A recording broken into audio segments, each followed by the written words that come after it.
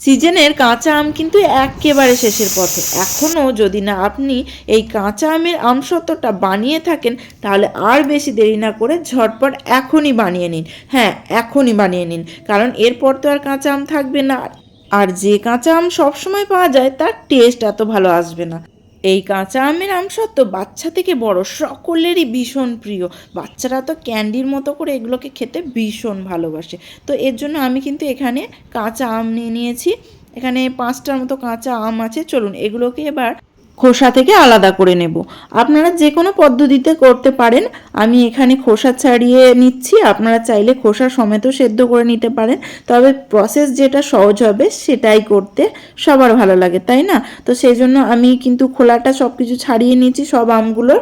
এবারে আমগুলোকে ছোট ছোট পিস করে কেটে নেব।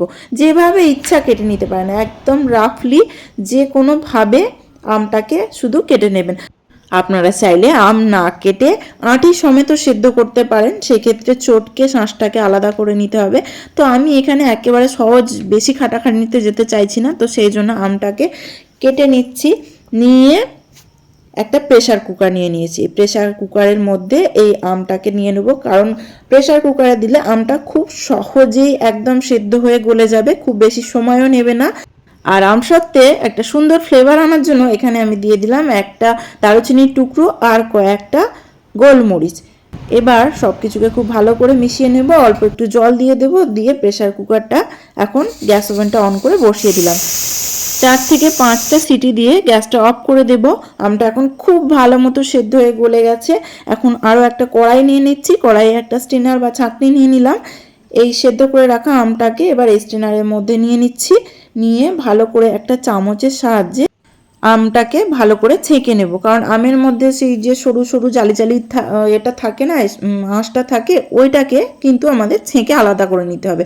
আর এর মধ্যে যে দারচিনির টুকরোটা দিয়েছিলাম সেটা আগেই তুলে ফেলে দিলাম। আর যে গোলমরিচগুলো আছে ওগুলো তো স্টেনারে রয়ে যাবে।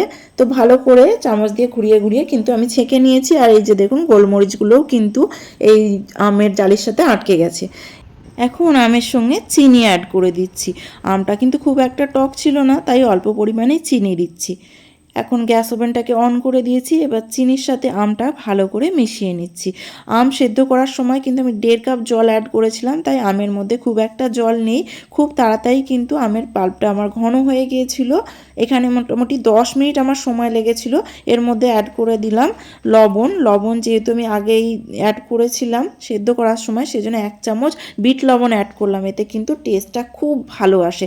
আর দেখুন, আমের কাঁচটা কিন্তু এখন পুরোপুরি রেডি হয়ে গেছে।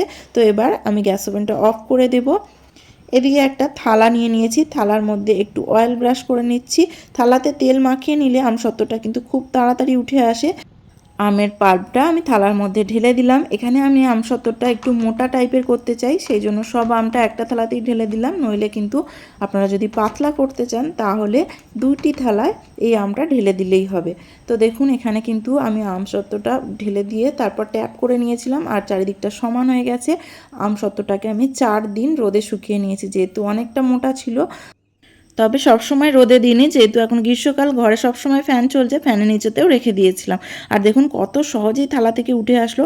এর থিকনেসটা আশা করি আপনারা বুঝতে পারছেন, অনেকটাই মোটা হয়েছে। তো সেজন্যই শুকাতে একটু সময় নিয়েছিল। তো এখন এই আমসত্ত্বটাকে আমি একটা ছুরির সাহায্যে পিস পিস করে কেটে নিচ্ছি। কাটতে কিন্তু ভীষণ ভালো লাগছে, খুব সফট হয়েছে, এতটাই নরম, খুব তাড়াতাড়ি কেটেও যাচ্ছে, আর কাটতে আমার তো বেশ লাগছে। তো চলুন, পিস পিস করে কেটে নিয়েছি। আপনারা যেরকম টাইপের, যেরকম শেপে চান সেরকম করে কেটে নেবেন। যেহেতু আমসত্ত্বটা মোটা, তাই রোল করে খুব একটা ভালো হচ্ছিল না, আমি তাই পিস পিস করে কেটে নিলাম। এগুলো পিস হলে ভালো খেতেও সুবিধা হয়, তো সেই জন্য আমি পিস পিস করে কেটে নিয়েছি। আর দেখতে কিন্তু ভীষণ সুন্দর লাগছে। যেমনই দেখতে সুন্দর লাগছে তেমনই খেতেও কিন্তু অসাধারণ। এর সঙ্গে যদি আপনি একটু চিলি ফ্লেক্স বা গোলমরিচ মাখিয়ে খান, অসাধারণ খেতে লাগবে। তো এই আমসত্ত্বগুলোকে আমি একটা কাঁচের কন্টেনারে করে স্টোর করে রেখে দেবো। কাঁচের জিনিসে যদি আপনি আমসত্ত্ব বা যে কোনো আচার রাখেন, তবে সেটা কিন্তু দীর্ঘদিন পর্যন্ত অনেক ভালো থাকে। এভাবেই কিন্তু আমি আরও অনেক আমসত্ত্ব বানিয়ে নিয়েছি। আর এই যে এগুলো দেখছেন, এগুলো হলো পাকা আমের আমসত্ত্ব। পাকা আমের আমসত্ত্বের রেসিপি যদি আপনারা দেখতে চান, আমার চ্যানেলে অলরেডি সেটা দেওয়া আছে, আপনারা চাইলে গিয়ে দেখে নিতে পারেন। আজকের মতো তবে এখানেই ইতি। আবার দেখা হবে নতুন কোনো রেসিপি নিয়ে। ধন্যবাদ।